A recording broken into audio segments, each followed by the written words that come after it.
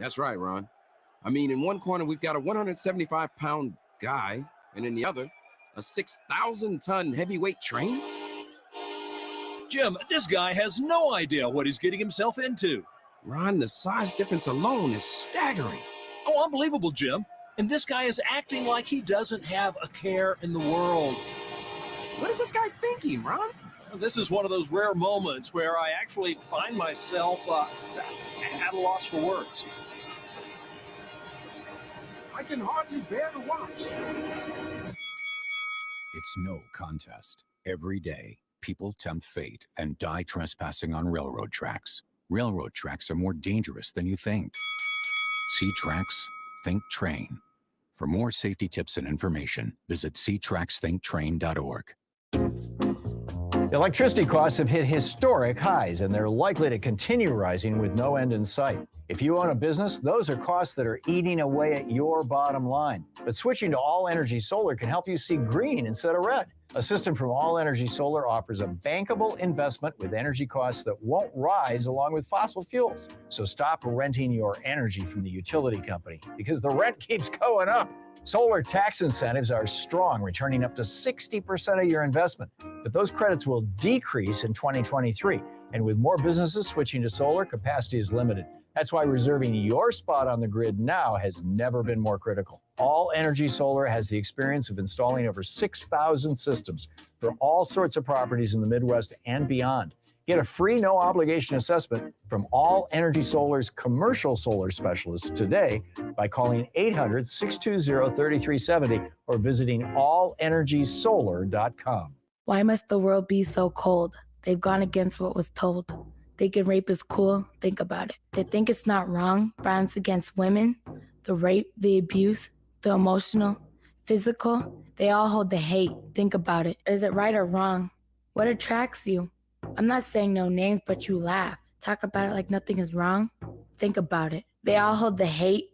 Gotta stop the violence. Stop the hate. Think about it. Sponsored by the Minnesota Indian Women's Sexual Assault Coalition. Portions of the following program may be pre-recorded.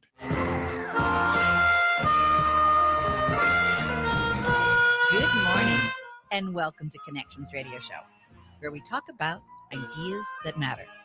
I'm glad you've made the connection and are with us today. I'm Lori Fitz, your host, and the goal of our show is to explore a wide range of topics that challenge us to see ourselves, our community, and the world around us in ways that get us thinking, get us talking, get us imagining, get us connected, and perhaps inspired or challenged to do just a bit more because we've made the connection. Our topic today is debriefing from Election Day and what's next in our nail-biting Who Won continuing story. And to set this conversation up, I went back to our Star Tribune and I looked at the Tuesday, the Wednesday, and Thursday headlines and articles. So I'm going to take you back to Tuesday when we were all, finishing up, getting those votes in. I voted early. Several of my friends voted early, but those who didn't, made sure that they got out the vote on Tuesday. And top line was threats, fear, suspicion, build to Election Day. And it talks about Trump toying with the announcing of the 2024 bid on the eve of midterm voting. And voters go to the polls Tuesday after a campaign season so filled with conspiracy theories and lies that officials worry they will undermine the confidence in the election no matter how the balloting goes. Although early voting has been largely uneventful, 40 million Americans had already cast their ballots. The sign of the strain are everywhere. A court ordered armed activists to stop patrolling drop boxes in Arizona. Tens of thousands of voter registrants were challenged in Georgia. Voting rights groups trained volunteers in de-escalation methods. Voters were videotaped by groups hunting for fraud as they drop off their ballots. So even the GOP officials say that they are bracing for a renewed onslaught after Election Day, one most likely to be fueled by their own party. I felt like I've been stabbed in the back repeatedly so much that I don't have anything but scar tissue, said Clint Hickman, who is a Republican on the Board of Supervisors in the Maricopa County, Arizona, home of Phoenix. So we went in on Tuesday with a lot of fears, and rightly so. Democracy was on the ballot, and the crazies of what could possibly happen was right there in front of us. Wednesday, big headline, walls in a walk. Um, Exciting. We see that the GOP takeover appears uncertain. Democrats were bracing to defend their slim majority in the House of Representatives and the Senate in Tuesday as an anxious nation rendered its midterm verdict on President Joe Biden's leadership and his party. Walz, this was great. Tim Walz won a second term as our Minnesota governor on Tuesday night. Walz's win defied a challenging midterm environment for his own party and followed a tumultuous first term, during which he contended with the COVID-19 pandemic and the destruction in Minneapolis that followed the George Floyd killing. So we had Walz in a walk, and then by Thursday, huge DFL wins full control. State Capitol, major prize in election sweep. We get this beautiful, it's still pretty divided, but a beautiful rendition of how the state capitol has both our Senate and House turned blue. So we have a trifecta. And what looked to be the most important thing, the Roe ruling, remapping, turned the tide. Heading into the election night, Minnesota Democrats braced for what was predicted the red wave that would give Republicans control of the legislature and deny Governor Tim Walz a second term. That wave never materialized. So what a week. Absolutely heart pounding, and it still is in terms of what's going to happen next. So on Connections Radio, we always like to create an interesting connection to have us look at ideas in new and powerful ways. So our connections today is I'm going to be connecting us with a Virginia member of the Virginia. Now, that's not like northern Minnesota, Virginia. This is like the state of Virginia. The Virginia member of the Virginia House of Delegates from their 48th district, Rip Sullivan. Richard Sullivan, we all know him as Rip, is an American activist serving as a member in the Virginia House of Delegates. And that area encompasses what you may have heard of in Arlington and Fairfax counties. And he is a strong member of the Democratic Party. And Rip has lived in McLean for almost 50 years. Rip and his wife, Beth, are both graduates of Langley High School. Now, I have to do a true confession here. Rip and I were both in McLean, Virginia during our high school years, and I know both Rip and his wife, Beth, and I am delighted that Rip has agreed to be with us today. Welcome, Rip. Good morning, Lori. It is really great to talk to you this morning. It is great. 45 years ago, we were in high school, we graduated. And, back then, I don't think I would have thought that 45 years from then that you and I would be on a radio show talking about politics. It would have been hard to predict. That's for sure. We have some mutual friends who we're still friends with who love to talk about how they've been voting for me, though, for 45 years because I was class president as long ago as 45 years ago. So yes, you were, and we're yeah, very proud I of always that. had a political itch. I always had that political itch. Well, you've also fought to make Virginia stronger, cleaner, safer, more equitable for Virginians, and I'm very proud of the work that you do. And throughout the Thank show, you. I'm just going to have you talk a little bit about some of the things that you have done in Virginia that are so closely aligned with the DFL that I am going to pronounce that you are an honorary DFLer. Oh my, that is an honor. Thank you very much. Absolutely. I accept. Absolutely. And I hope this will be the first of many conversations that we can have with our sister state of Virginia, and having us look at what are the things that we can each learn from each other in our politics, of how we create change in a progressive way. So with that, I'd like to start with us talking about that red wave. the red wave never showed up, and the predictive polls completely missed it. What are your thoughts on that? Well, my thoughts are that I'm glad I'm not a pollster. I think it's the last 5 years have been rough for the polling industry Mhm. because there are a lot of things happening in politics in the United States, candidly around the world, which are just hard to measure, at least in the ways that the pollsters have typically done it. Um, the red wave that was predicted that everyone, at least on the Democratic side of the aisle, feared, clearly was not there. At least when you're talking globally, as in the big picture. But as well as I, there are places in Minnesota, there are places in Virginia, there are places nationally that are bright red. And if you look at a map of Minnesota, if you look at a map of Virginia on a square foot basis, right, in terms of land mass, Virginia and Minnesota look like red states. Yep. But when you look at it from an electoral perspective in terms of number of votes, both certainly Minnesota and in my view Virginia are red states, or excuse me, are blue states or bluish states. Mm-hmm. It's all at the margins, right? I've been talking to people a lot about the Senate and how excited we are that, I'm knocking wood as I say this, that we've got a great chance to hang on to the United States Senate. But I will tell you, if we don't, God forbid we don't, the fact that there wasn't a red wave will be cold comfort. Right. I mean, once you get control of the chamber, how you got that control really is relegated to history and the stuff for political scientists and political operatives to look at. I mean, I'm reminded, what do they call the person who finishes last in their med school class? Well, they call her doctor. Exactly. Right? What are they going to call Mitch McConnell if he wins? If he wins this race by the skin of his teeth, they're going to call him leader. So he won't care very much that there wasn't a red wave. But he's got a pretty tough road to hoe in terms of even if it does win.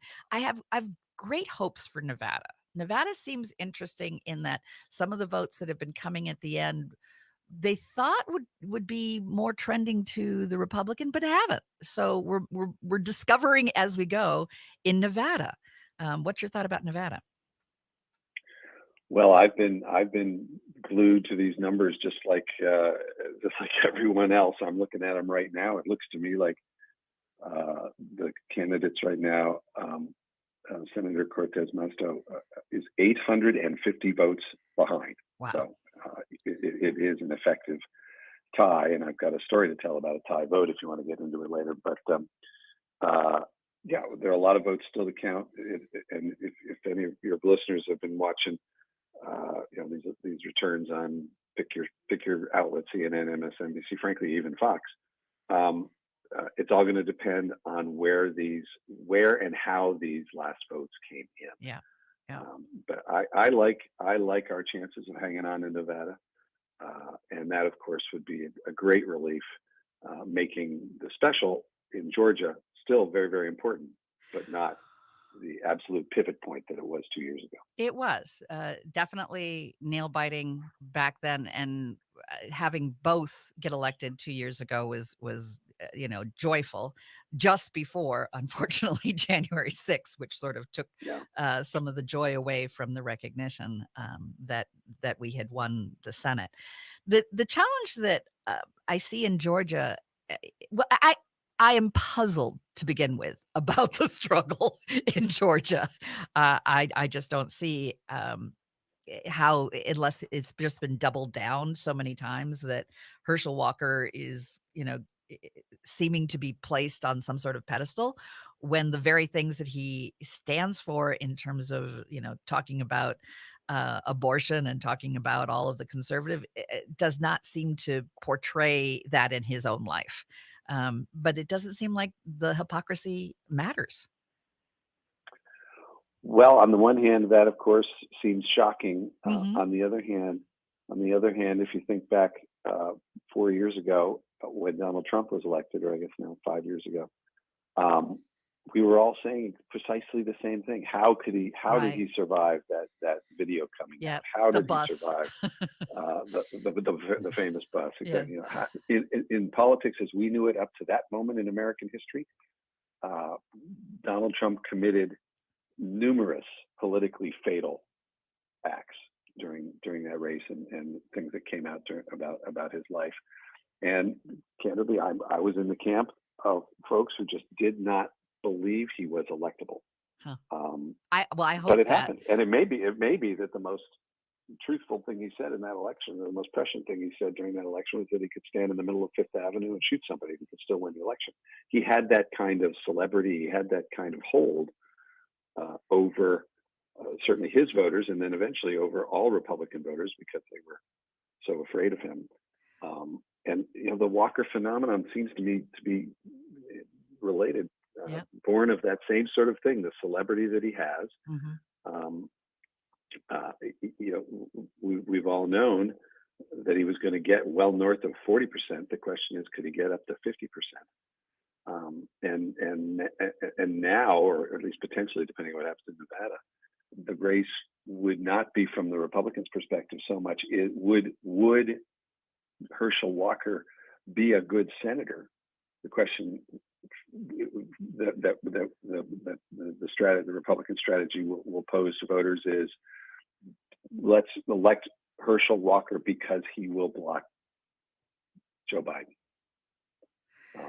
That would be the motivating factor. They could elect a rock. They may be surprised in that if he is a such a Trump devotee, Trump has not been a good happy player with the Team player. Republican Party. Team player. Yeah. So who Well, knows what they get? The most important vote that any legislator, whether you're at my level in the state legislature or at the federal level in Congress, the most important vote that legislator ever casts is when you're organizing the body. Yeah. Whose side are you going to vote for Mitch McConnell, or at least a Republican? Are you going to caucus with the Republicans or not? Hard to believe that Herschel Walker or, God forbid, Adam Laxalt wouldn't. And that changes everything. Mm-hmm. All the chairmanships, all of who controls the rules, who controls what bills get to the floor. Forget about how they might vote on one thing or another. When you give one party or the other the control, the steering wheel, if you will, they get to control the agenda. They get to control what potentially at least comes out of any chamber. So unless and until Herschel Walker were to say, "I'm going to vote for Chuck Schumer instead of Mitch McConnell," Yeah. Frankly, as I said, that is the most consequential vote that he would cast. But I hate talking about Herschel Walker even theorizing that he might be casting any votes in the United States Senate. It just continues. I'm confident that Senator Warnock will win that if it comes to that. I believe he will, and I believe that when it comes down to just the vote between them, that there's not going to be a big change from what people have already voted. Plus, I think it'll be strengthened. That's my hope. The scary part to my way of thinking is, obviously there's been a lot made of the fact that Walker dramatically underperformed Brian Kemp by I think several 100,000 votes, if I have this right. And so what happens in a runoff to those Republicans who voted for Kemp but did not vote for Walker? Do they come back? Do any of them come back? Do enough of them come back? Motivated by, as I said, the national political implications rather than the actual merits of his candidacy. They may not even want to vote. They may not. Well, that'd be fine with me. Yeah, that would be fine with me as well. Stay home. And with that, we'll wrap up this segment. And you are listening to AM 950, the progressive voice of Minnesota. And we're going to continue our conversation about what's next for our country and our elections. So stay with us. We'll be back just after a few great announcements and commercials.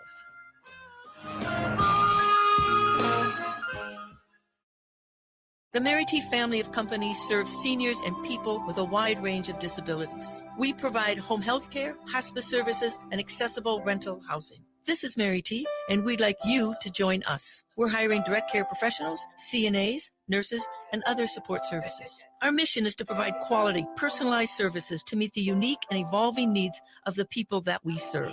Join a Minnesota family-owned company that was founded on a history of care. Apply today at marytinc.com/careers. Hi, this is Chad from AM 950. Snap Construction is arguably the most well-reviewed roofing, siding, window, and insulation contractor in the metro. Ryan is so excited about working with AM 950 and our listeners that he wants to help us grow. This is Ryan, owner of Snap Construction. I was friends with Chad long before I started marketing with him. I was a bit skeptical of radio advertising before Chad convinced us to run ads. The advertising's been so successful, we want to help the station grow. We've absolutely loved working with the listeners of AM 950, and we all know how extremely important this radio station is to the community. To help AM 950 grow, Snap Construction will be putting up proceeds to assist the station in marketing on social media. Snap Construction encourages you to follow, engage, share, and interact on the AM 950 social media platforms. Together, we can all work to ensure AM 950 continues to thrive and grow in our communities. We stand by our work with a lifetime craftsmanship guarantee. For a free estimate or more information on our financing, call 612-333-SNAP or check us out online. Hey, Cudahy, this is Robert Pilot of Native Roots Radio presents I'm Awake. On our show, we talk about Native issues like treaties, protecting Mother Earth, and holding our elected officials accountable. Weekly correspondents like Dr. Stately, State Senator Mary Kunesh, Robert Lilligren, and Bob Blake update us with Native news that you won't hear anywhere else. Native issues are human issues, and human issues are Native issues. Listen weeknights from 6 to 7 p.m. on AM 950, the progressive voice of Minnesota. Hi, this is Rose. Dad, please don't make me read this next line. I guess whenever your friends are over, I'll pull out the banjo. No. Fine. My dad is a mountain of integrity in these trying times. Matt McNeil. Indeed. Mountain of something. Fall school days means sports, music, school events, and activities. The Toyota Sienna is perfect. It fits all my friends, and with me now learning to drive, its safety features make my parents happy too. For top-notch sales and service, go to Rudy Luther Toyota, the southeast corner of 394 and 169 in Golden Valley. During Black Friday, people get as excited about appliances as Warner Stellian is every single day. We're so excited about Black Friday that we had to start it early so we could celebrate all month long. Like free dishwasher installation on brands like KitchenAid and LG laundry pairs for up to $1,400 off. And that's before Warner Stellian's exclusive 5% savings. Plus, buy more and save with our Black Friday bonus. Add a second appliance for a $100 bonus and a third for $200 for up to $800 back. Black Friday starts now only at Warner Stellian.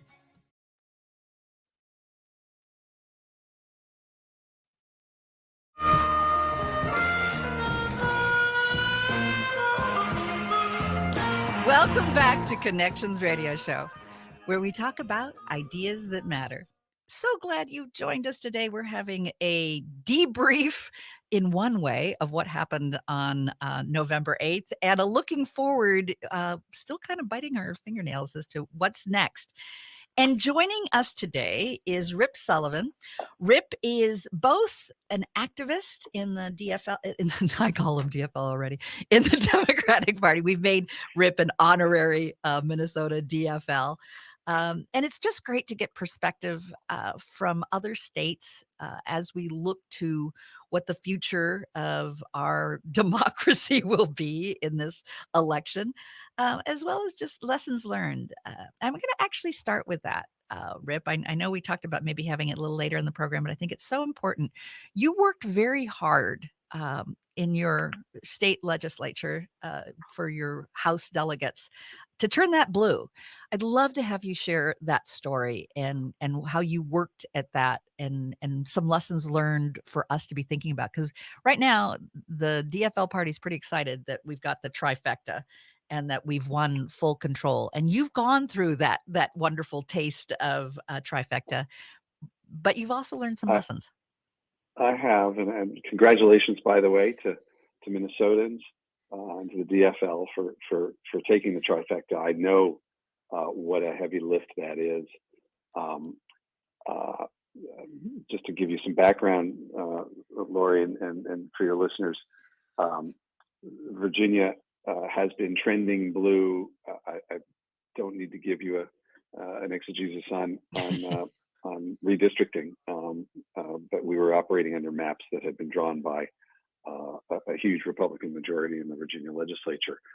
So we really had to claw our way back. And I was actually the campaign chair for the House Democratic Caucus in the 2017 and 2019 cycles. And those dates are going to sound odd to your listeners, but that's because Virginia holds its state elections and its local elections in the off years, the odd years. So Virginia has, if you can believe it, elections every year. Oh my gosh. Federal in even years, all the state elections, gubernatorial on down in odd years. And it is exhausting. It is absolutely an issue we face as voters. Simply wish they could take a break. But we, in 2017 race, the Democrats in the House of Delegates, which has 100 members, were down around. I think I was number 34.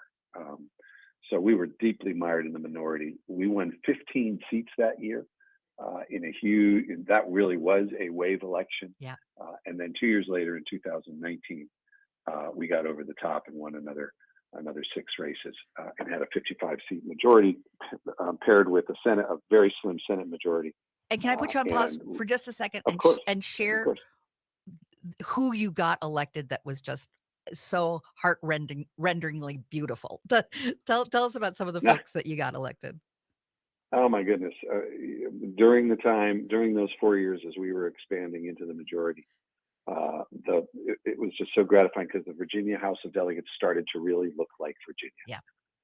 We elected more women to the point that we now actually have a majority women caucus in the House Dems. We have more people of color. We are truly a citizen legislature in Virginia. We meet even less often than the Minnesota legislature. All of us have jobs, and so we elected teachers, we elected farmers, we elected nurses, people from all walks of life. We can claim the first Latina elected, first Asian American elected. So it was just remarkable how suddenly the House began to look much more like Virginia. So we took the trifecta in 2019 and had the majority in 20 and 21. So we stood where you all are now. And I will tell you that from my perspective,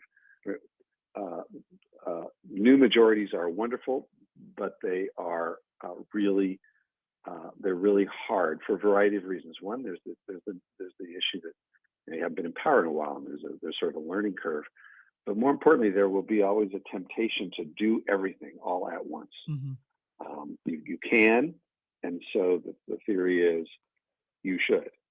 On the other hand, particularly in today's politics, which can ping pong so rapidly, my advice to the DFL would be choose your battles and think through whether, in fact, you do want to do everything at once. And it's a very difficult decision-making process because you don't want to get to the end and to the end of the session where you might face losing the majority and not have done something really dramatic. And we did a huge number of previously unthinkable things in Virginia. We abolished the death penalty. We passed a groundbreaking energy policy, getting us on the path to clean energy by 2045. We made it so much easier to vote in Virginia that we rocketed to the top of the list in terms of doing away with these restrictive, some would say Jim Crow election laws. We engaged in a great deal of criminal justice reform. We passed the ERA. We did things that just had been unthinkable literally months earlier. And I believe, really brought Virginia forward in a progressive way, in a way that was very, very gratifying. The end of the story, as you've sort of previewed for your viewers or your listeners, is that last year we lost the majority.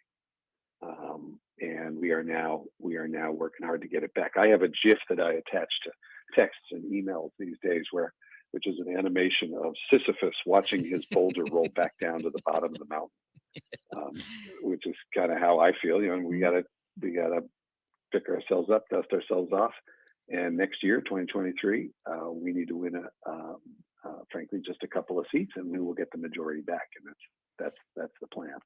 But it was frustrating. And to emphasize how closely aligned your policies and what you find is important with what the DFL party is. It's just the equitable economy. You know, you fought hard to make sure that there's workforce training programs, strengthening public schools, sustainable Virginia with getting a rebate program for purchasing or leasing electric vehicles and getting the school buses to have that electric. And also the scourge of gun violence. I know that you are a parent who attended not only the public schools, but your son went to Virginia Tech. So that he did, and going to that memorial for the people killed in the Virginia Tech shooting is just incredibly moving. This is Virginia, where the NRA and the CDL, Citizens Defense League, hold a tight grip on things. We have open carry and all sorts of lenient gun laws, but we were able to pass while we had the majority. A bunch of gun safety legislation. I've carried something called the Red Flag Law, which we now have in Virginia, which provides a mechanism for people who are worried about a loved one or someone, a neighbor who might be at risk of harm to themselves or others, to get to go to court and get that gun taken away from that person, at least temporarily, until the risk goes away. So just a lot of really exciting and terrific progressive things. I'm not here to tell your listeners that because we did that, we lost the majority. No, because I don't think that's what happened. But that certainly, in some way, it was a part of the soup that ended up losing us the majority. And one of the things I hope we talk about before the end of the hour is these incredibly thin margins, whether we're talking about a House of Delegates race here in Virginia, or whether we're talking about a Senate race, or for that matter, a presidential race. The difference between us being in the majority today, the 3 seats that took us from 51 down to 48, you add up the margins in each of those, and you're at less than 1,000 votes. So 3 seats, less than 1,000 votes, tips the balance of power in the chamber. And I find it interesting in maybe there's something about the voters seeming to want that. I mean, they want us to have debate. They want us to work through and not be partisan. I think Biden's gotten kind of a bum rap, but the things that he's done in a bipartisan way has been pretty amazing. So it's complicated. It's complicated with why people vote the way they did, and how did COVID impact that feeling, and what kind of cultish behavior came out of the fear of COVID and the denial of COVID, as well as denial of voting. I have run over, and I usually do this, but it's such a good conversation.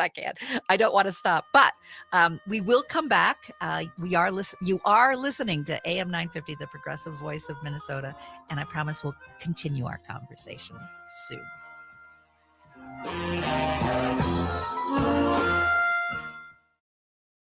Hi, Alex of Better Futures Minnesota. Does your business or organization need janitorial services, lawn care, or snow services? Obtain a free, no-obligation estimate from Better Futures Minnesota when you mention that you heard about us on AM 950. Our supervised, hardworking, and affordable crews will handle your interior and exterior building and property maintenance needs, while you help men in your community transform their lives and walk on a positive path to success. It's a win-win. To learn more, go to betterfuturesminnesota.com under Business Services. I'm Candy Brothel, publisher of the Twin Cities edition of Natural Awakenings magazine and host of Green Tea Conversations, a news show for people who are on a journey to take responsibility for their health and play a more active role in their family's well-being. Join me every Sunday at 10 a.m. as I interview local experts who share the latest in natural holistic approaches in a fun and informative way. So grab a cup of tea and join the conversation as we awaken to natural health. Visit us at naturaltwincities.com. November is upon us, and it's time to give thanks.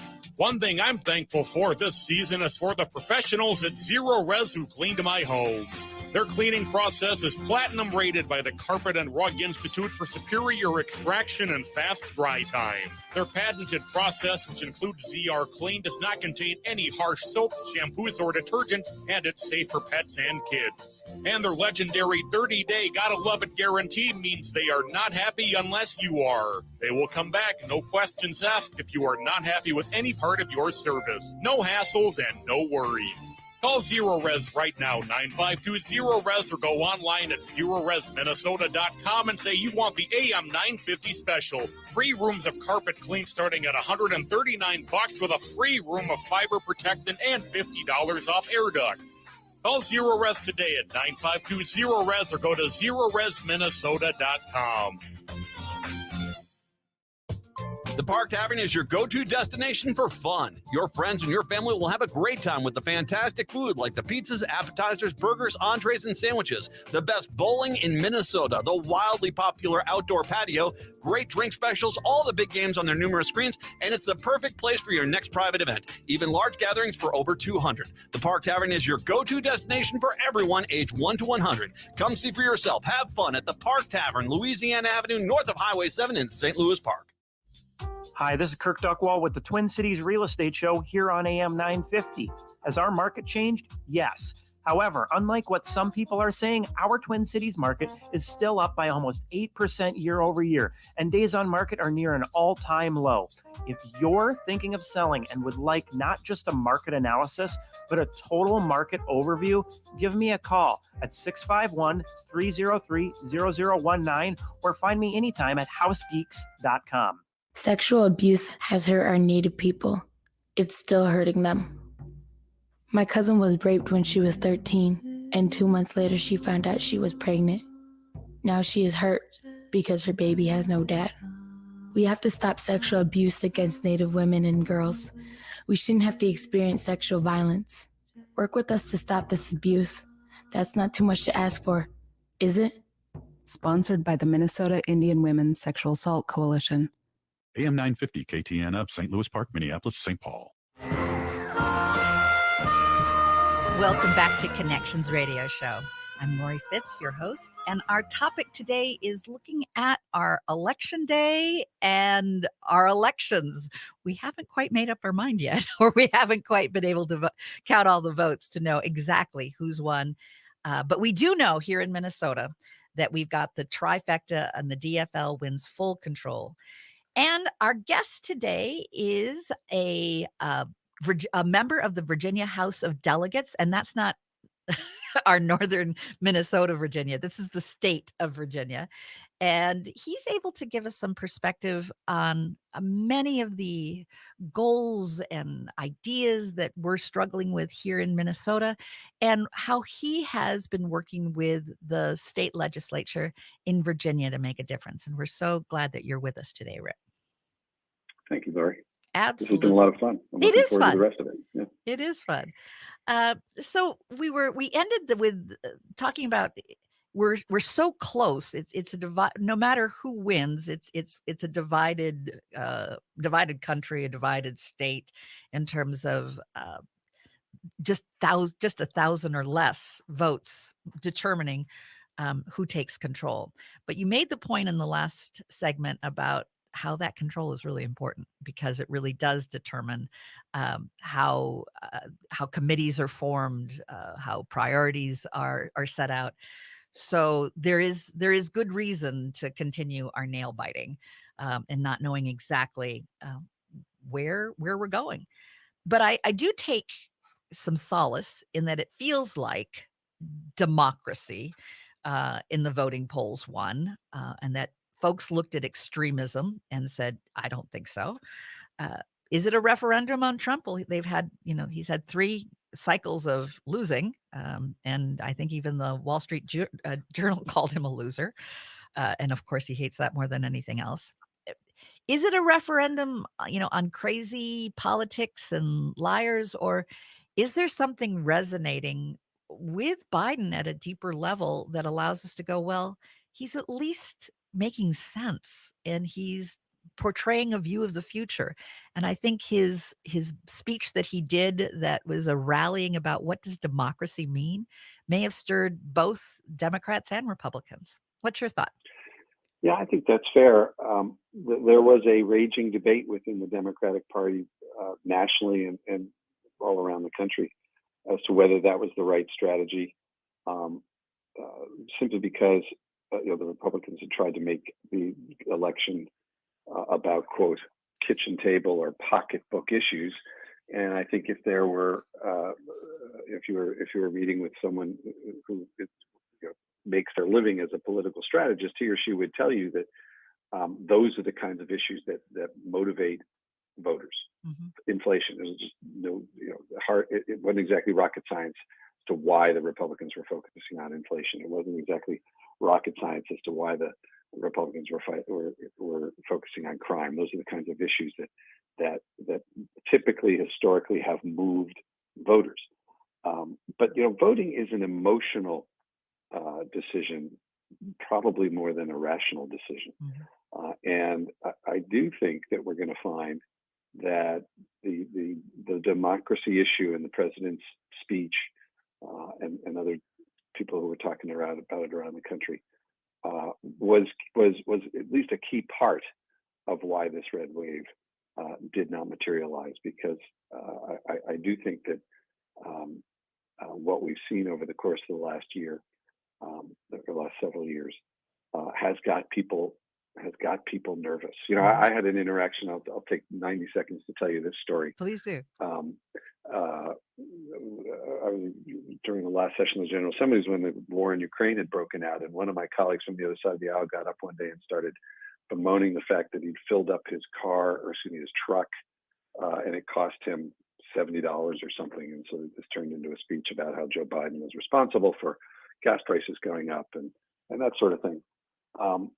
That very next morning, I was watching CNN, and the woman who is the Speaker of the Ukrainian Parliament was interviewed. I believe her last name is Uksanova. And she was urging at that point, this is back in February, she was urging the United States to do more in terms of shutting off Russian gas and that sort of thing. And she looked into the camera and she said, I know that Americans are worried about paying a few more cents at the pump, but Ukrainians are dying. Our children and our fathers and our brothers are dying. And it just put the whole thing in perspective. And I gave a speech about it on the floor that very day, not belittling the difficulties that Americans were facing, particularly when it came to their pocketbooks, but at least asking people to put things in perspective and to recognize that our democracy is still something that the world looks to, that Ukrainians want to be like, want to preserve, and we need to preserve our democracy. And I think that has resonated with an awful lot of Americans because of what we've seen and experienced over the course of the last 5 years. And I think to assume that voters are just going to care about inflation on the whole. Of course, I can see, a politician getting up there and trying to, create, anger and frustration. But on the whole, we're much more complicated, I think, than polls or we ourselves give credit to in terms of voting. Yeah, I think suburban women very much look at inflation. They look at, crime, but they also care about their right to have to make their own decisions about their body. And they care about Ukraine. They care about lots of things. And I think Warnock said it, I thought, best, and it's in line with what you were saying about, a vote is a hope, but it's also a prayer. I mean, it's a deeply spiritual, what do we want to be? Who are we? And what do we want and we are the leaders in that moment when we go into that voting ballot box. We are our country's leaders. How do we want to lead? And what does our vote mean is very powerful. And yes, it is.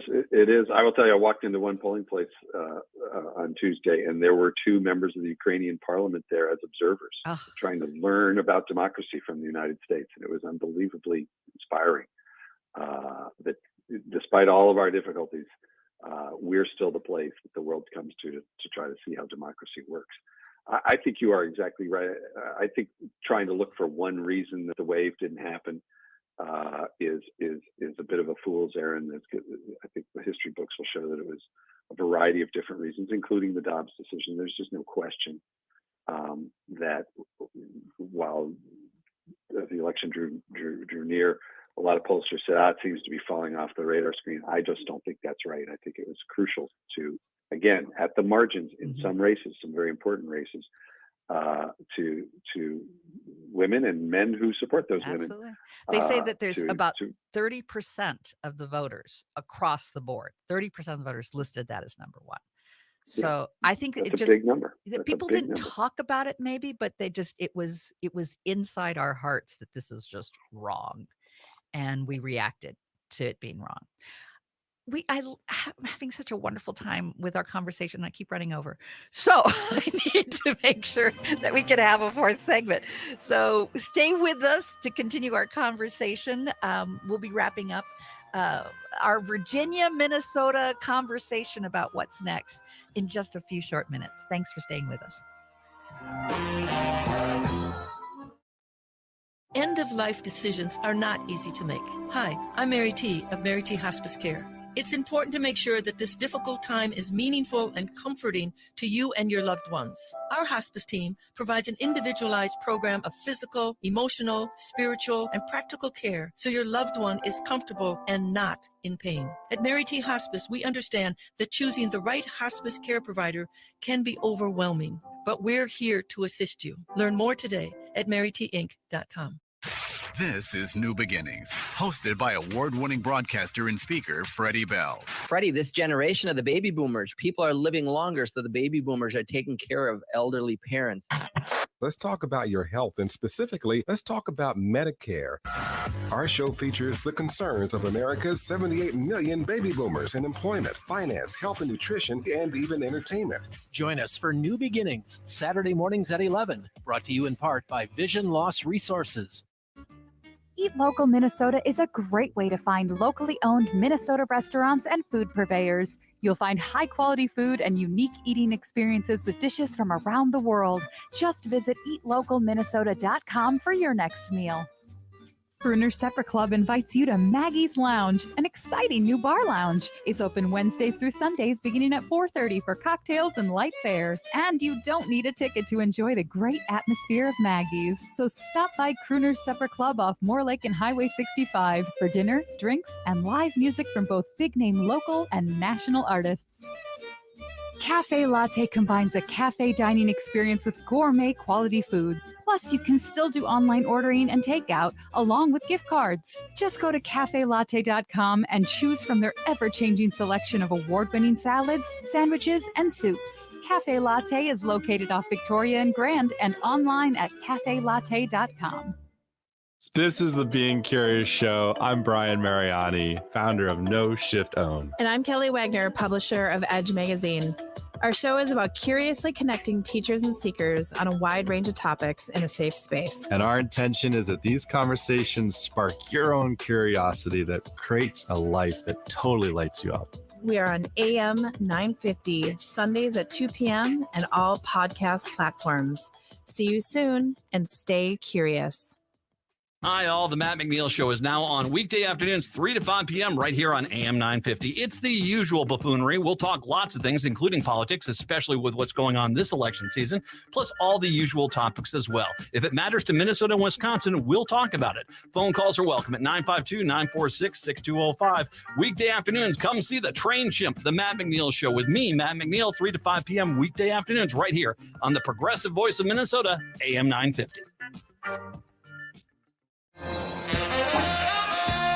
Welcome back to Connections Radio Show, where we talk about ideas that matter and we make the connections. I'm Lori Fitz, your host, and our topic today has been looking at debriefing as well as looking to the future as to what's next with who's going to win and who's going to have the majority, our continuing story. And joining us is a state of Virginia, member of the Virginia House of Delegates, and Rip Sullivan oversees the 48th district of both Arlington and Fairfax counties. Welcome, Rip. We're so glad you've been here today. Thanks, Lori. Thanks very much for having me. Oh, it's great. Great stuff. I want to end with more lessons learned. And I want to start with, of course, I was so enamored with Fetterman winning Pennsylvania. Bobby Kennedy once said, when you have a problem, you put your lantern to that problem.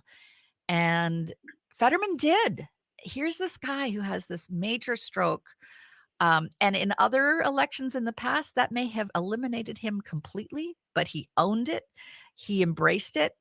And he was the guy that got knocked down and got up again. And I think Pennsylvania resonated with that over the slick Dr. Oz. And I have to say, it brought tears when I saw that he won. I thought it was amazing. I think you're right.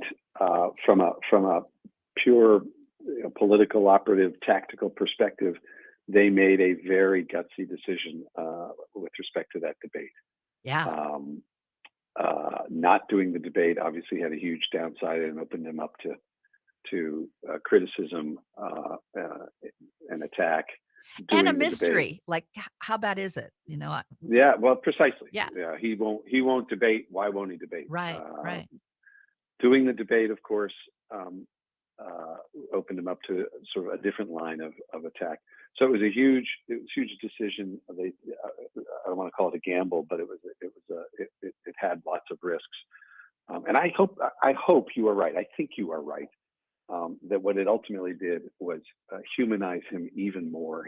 He's obviously, let's just put it out there. He is not your quote typical politician, whatever that means. No. Traditional. He's not the traditional. Traditional. That's a better word. That's a better word. But I'd like to think that what he is someone whom everyone knows in one way or another, right? Everyone has a family member who's had a challenge of some kind. In this case, a health challenge, and it made him real and relatable even more than he was before. So I think it ended up helping him, and I'm like you. I'm just thrilled. I have deep family roots in Pennsylvania, and I'm just thrilled about what's happening there. And it's not going to change. I mean, the 2024 election starts now. Yep. And not surprisingly, Pennsylvania is going to be in the middle of that. And how great that Pennsylvania now also has a trifecta. Yeah. Because they took back their house as well. And that's just it's going to redound to everyone's benefit as the next presidential election looms. It's been a pivot state. So congratulations to Pennsylvania. Yes. Big shout out to Pennsylvania and to Fetterman and the voters who made that happen. I should add that the fellow running the House, the Pennsylvania House strategy, was the fellow who helped us here in Virginia, and he's a remarkably talented young man who now has 2 chamber flips to his credit. So interesting. He's got a bright future. Well, we only have a couple minutes left, and I just wanted to leave some time for you to have some closing thoughts on where you think we're going to go from here, and any other advice you have for Minnesota from your perspective in the work that you've been doing in Virginia. Oh my! Yeah, a softball like that, with only a few minutes. That's a real challenge. I do sense that we may finally be at a pivot point with respect to Trump. Here in Virginia, we've actually had a couple members of the General Assembly and our lieutenant governor essentially throw him over the railing, saying we're done with him. He's why we lost, and they're ready to move on from him. And my own view is Donald Trump could get hit by a bus tomorrow, and we would still have the same problems we have now in terms of what's going on in the Republican Party and what he has done to the Republican Party. And there's a part of me that doesn't want the Republican Party to be able to pivot and simply say, "Oh, who's Donald Trump? We've abandoned him.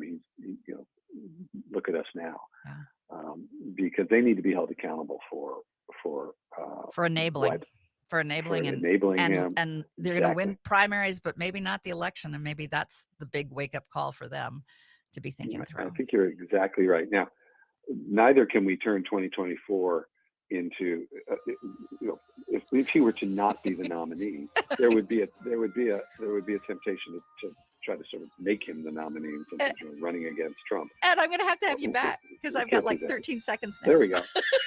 So we'll come back and we'll talk about congratulations to the Minnesota. election of Congratulations to 2024. You've been a joy. Thank you so much for joining I'll be us watching what you do with great interest up there. Thanks, All Lori. right. Take care. Have a great one. And thanks for joining us on AM 950, the progressive voice of Minnesota.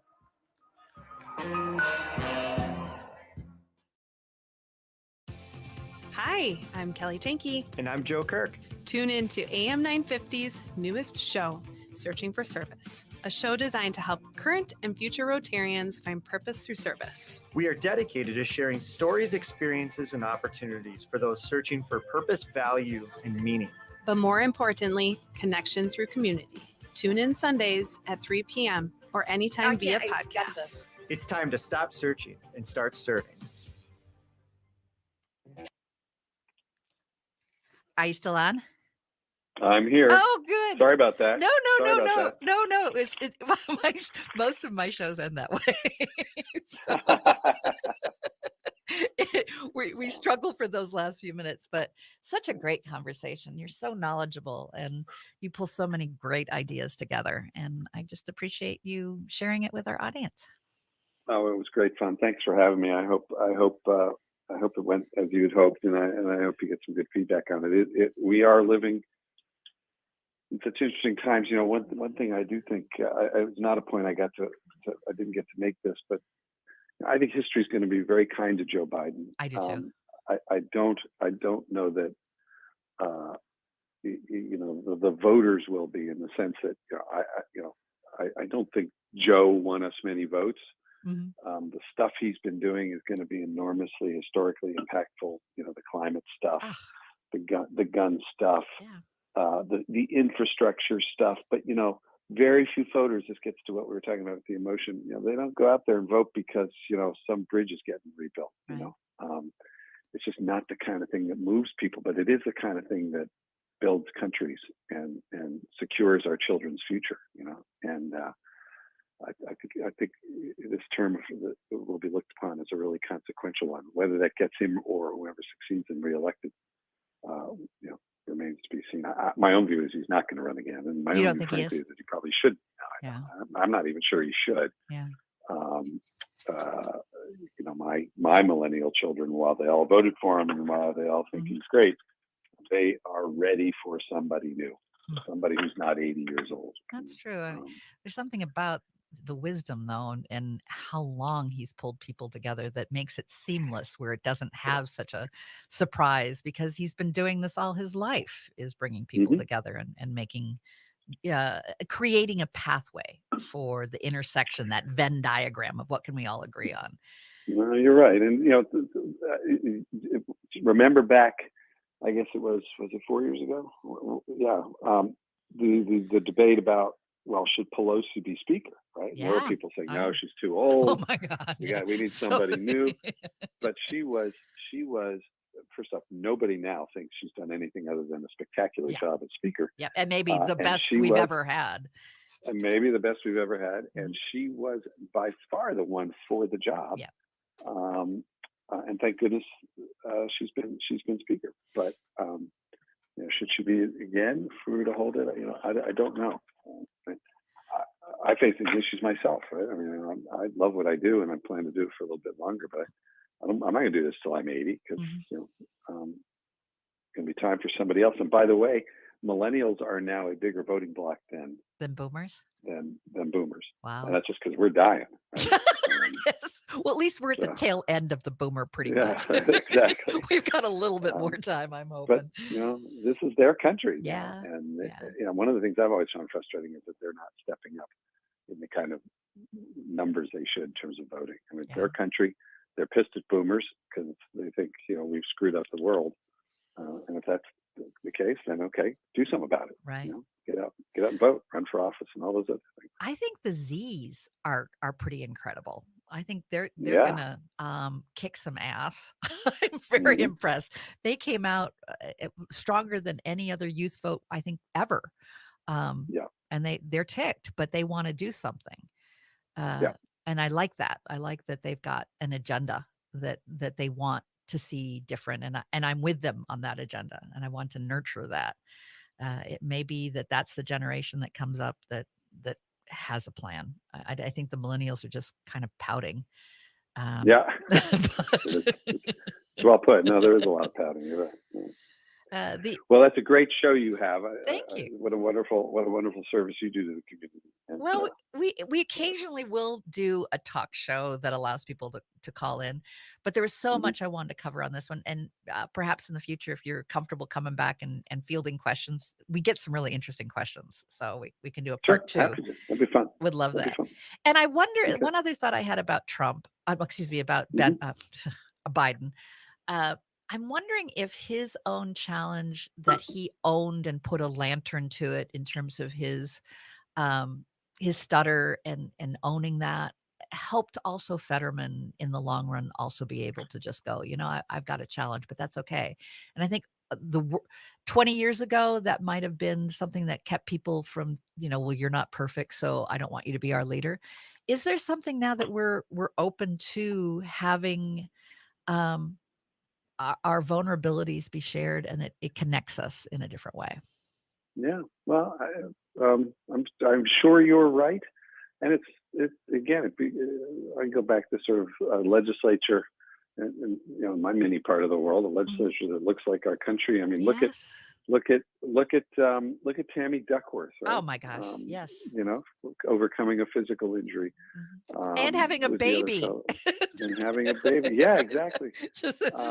And bringing that these are baby to, people- I mean, how often have you seen, Congress have, kids be there that were just born? It's traditionally a pretty much older leadership. Right.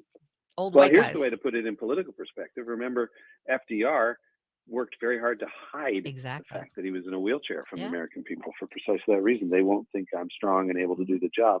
Whereas we've had even that nut job Republican, in his wheelchair. We're at a place finally where Well, that's even not Kennedy, regarded as- Kennedy yeah. didn't want to show his Yep, vulnerabilities yep. as well within Yep. our Same lifetime. thing. Yeah. Yep, So same thing. hopefully we're growing up in terms of Slow but sure. Yes. Slow but sure. Well, I don't want to keep you all day, but I so appreciate all your insights. You're just you're great to have on the show. This is a blast. This is a blast. Thanks for having me. All and, right. We'll plan another something one. tells me we'll be talking again soon. Oh, I yeah. guess we are doing a debrief sometime. Yes, we will. I'm Yeah. finally past. I had to do this kind of crazy tour for the foundation of roundtables. So I was like 1 week in Chicago, the next week in Georgia, the next week in Dallas, and it was just crazy. But I'm past that, and I'm past. Good news is we have time.